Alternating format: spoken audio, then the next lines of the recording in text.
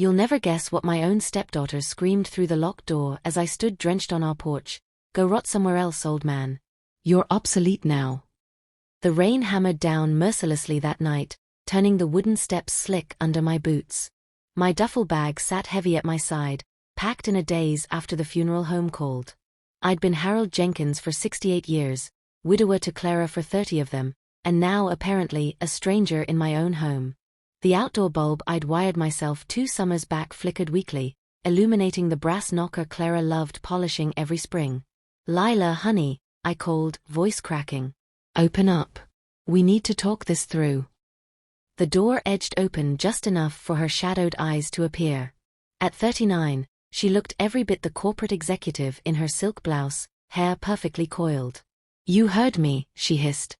"Mom's will was crystal clear. This house is mine." Then, with deliberate cruelty, she scooped up the wooden keepsake box from the foyer, the one holding Clara's faded Polaroids and her prized handwritten journals of garden tips and family anecdotes.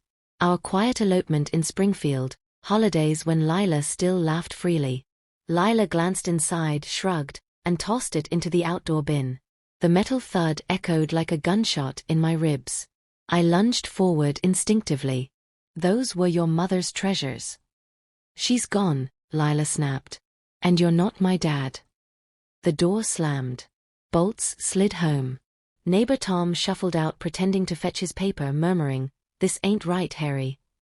I couldn't respond. Pride or grief choked me silent. Instead, I fished the soggy box from the trash, cradling it like fragile glass, and loaded it into Clara's old Chevy Silverado. She'd insisted on keeping the rugged thing running long after we could afford newer.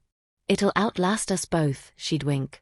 I drove aimlessly until a rundown in off Interstate 55 caught my eye, neon vacancy sign buzzing through. The storm. The room reeked of stale smoke and disinfectant. I slumped on the lumpy mattress, thumbing through the envelope of documents I'd grabbed, medical invoices, policies, statements. Clara's final warning resurfaced from weeks earlier, as we'd pored over paperwork at our oak table. She'd paused, spectacles perched low, sighing, "Harold, swear to me, if I'm gone, scrutinize every detail. Things aren't always as they appear." Tucked deeper in the folder was her handwritten cue, Clause 12, review thoroughly.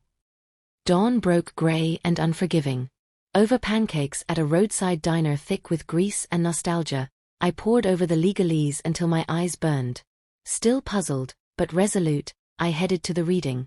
The firm of Whitaker & Sons occupied a stately downtown building in Peoria.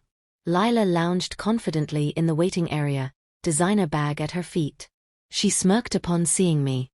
"Figured you'd crawl in for scraps." Attorney Marcus Whitaker, silver-haired and unflappable, ushered us into the boardroom.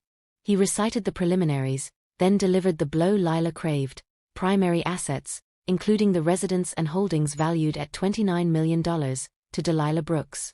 Lila's grin widened triumphantly. But Whitaker pressed on.